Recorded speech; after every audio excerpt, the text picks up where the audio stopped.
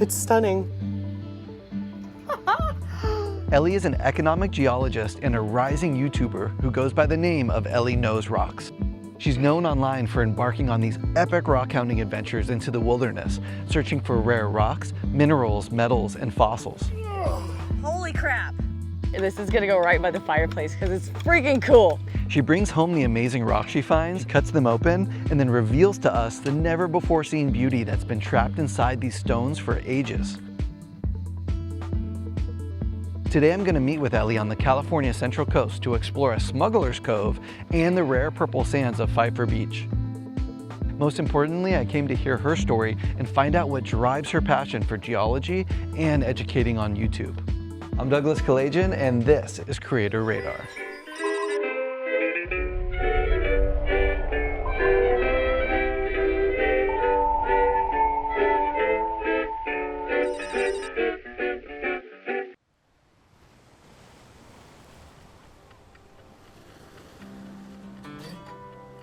I started looking for agates as a kid with my dad on the beach. I knew they were different. I knew exactly how to spot them, and I used to make my dad so angry. I'd jump in front of him, I'd snatch him right out from underneath of him, and I'd run off. These are the little type of rocks I would use to look through.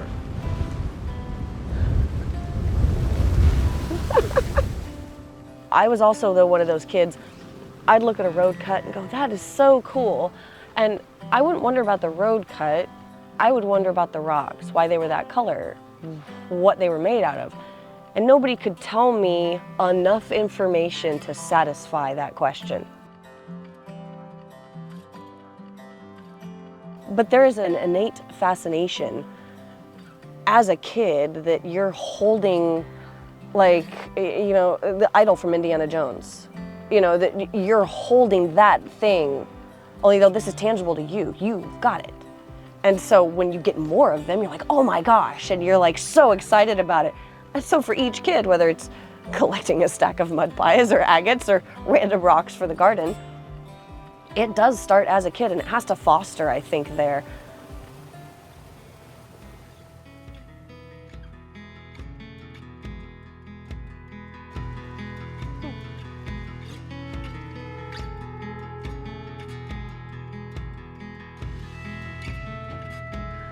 So this whole area, under legend, said that during Prohibition, this area was used in order to store and smuggle alcohol, and was taken to the ships that would come to port. And when this was in its heyday, it was used to transport limestone, like big old chunks. And then it was also used for transporting of tanning bark and lumber. They would bring their ships in here, and they'd take it somewhere else. Can you tell me what would create a cove like this? It's just purely the waves and turbidity, or the amount of sand and gravel that's in the water is what makes a water turbid. So the water with just force rushing up against these metamorphic rocks. This looks like it could be maybe gray wacky, some greenstone, serpentine group, kind of all mixed in together. This is part of the Franciscan Formation, and within that there is a melange sequence. Just meaning a chaotic mixture of rocks is very, very imminent. I mean, you can just see it. I mean, from the fractures in the wall, that's actually probably a big old fault line that goes up. That's just, it's amazing. It's so stunning. But yeah, just the pure action of the waves is going to create that huge cutout.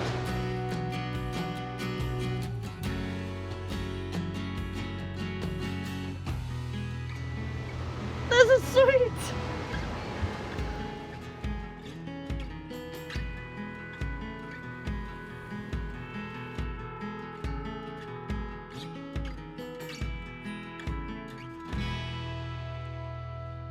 I love bringing home rocks and cutting them open. I think that it is absolutely fascinating, and yes, the reveal is awesome because I try to make it so that I'm seeing it the first time the audience is seeing it too. Holy crap. My mind is blown. Look at that. Look how pretty that is. Oh my gosh. I just love the way the outside of this one looks. and the inside is amazing. Look at all those little twists and turns and all those little air bubble pockets that it created, creating that snowflake effect within the agate bands. This has so much going on. This story tells me that there were 4 different influxes of fluid to create this agate. This top one with the white water lines, this middle one with the dark kind of smoky quartz and those white air bubbles that got trapped, this third one with all the chevron style quartz, and then a 4th influx down at the bottom. A world of color. Holy cow. So this is an agatized piece of jasper. And I have no words. All the little flame features of the jasper, the white and blue agate that came in around them, and a little bit of clear. You even have a little bit of opal up here, and then same on this side. This is awesome. Recently I opened up a piece of picture jasper from my favorite area down in Parker. I'm going to be cutting up some of these beauties from our last Rockhound field trip. And the colors inside of it and the like little dendrites that create these trees, and it's all the way through this little teeny tiny one. I was like, this is wild. And it was so cool. But like I love my reveals. Like I love a good agate reveal because I love the bands. And it's just something that takes me back to being a kid. Whoa, that's amazing. My gosh, I don't think that there really is like a one where I was like, that's it, that's the one. Like, I mean, asking a geologist like for their favorite rock, oh no, don't do that. It is at any given time, it's any one of the 50,000 that you see on my mantle, depending on my mood. And literally, I've got cases of this stuff and they are stuffed full of rocks. And each one of them holds a place in my heart because I found it, so it might be my favorite that day. Again, I got to dig that up. No one else has done that. I am the first human being, most likely ever, since the rock, formed, and I am the first one to get to touch it. I'm the first one to see it. Or maybe it's something elusive where people have gone and said that this is the best of the best, or you can't find it, and you do. And so all of the things all together combined are what just makes me like enthralled and super excited. I'm putting myself out there on this adventure and on the journey, and I love the hiking and the looking at things and seeing how beautiful everything is around me. But then once I find that little spark that I'm looking for, it just makes the whole world better. Do you find a lot of your YouTube followers are like hobbyist geologists, or are they also in the profession like you? Oh, wow. I would say that there are a couple of them in the profession. A lot of them are huge hobbyist rockhounds, gold people, and some of them are just the people that have told me they lost their childhood and love to live vicariously through me looking for rocks. Others are young girls who really have appreciated the fact that I've opened up this world where you can be anybody and you can look pretty doing it. And then the other thing that I get a lot is people love it that I try to make geology accessible. Just in the fact that if I need to use big words, there's a reason for it, but I'll break that down in such a way that people know what I'm talking about, because it should be easy for people to understand, so they love it. Through Ellie Knows Rocks, I want people to feel comfortable to ask the questions they were uncomfortable to ask anybody else. Like, people always come up to me, I've got a stupid question. There are no stupid questions. There might be stupid answers. That's a whole different story. But the person asking it truly wants to know something, and whether it's a silly question or, whether it's, what dirt tastes like, I have no idea. It's always unique as far as what they want to learn. And so I want them to feel comfortable asking, what is this and why?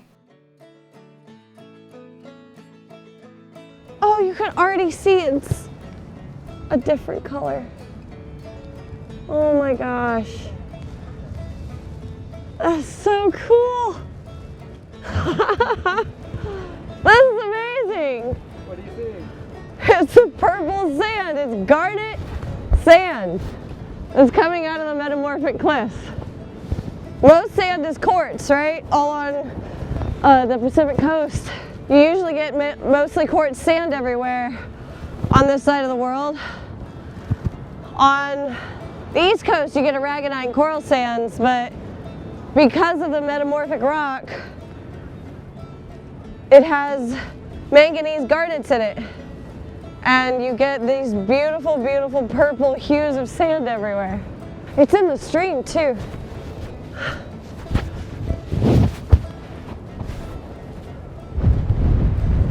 Woo!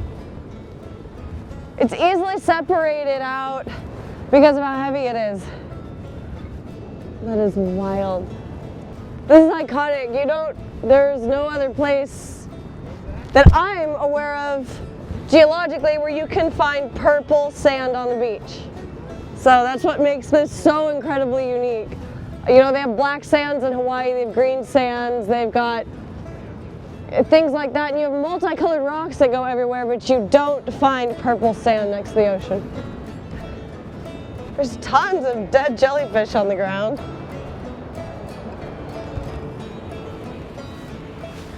This is wild. This is absolutely nuts. Let's see all, whoa! All the little tiny rocks. I won't be able to even get close enough to the ground to see if there are any agates there because the wind is blowing so hard.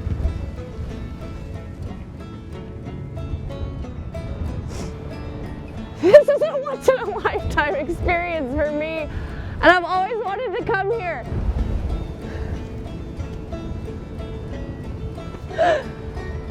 So this is what it's like being a YouTuber who wants to go to the beach. It is windy and funky, but I'm here and I'm doing it.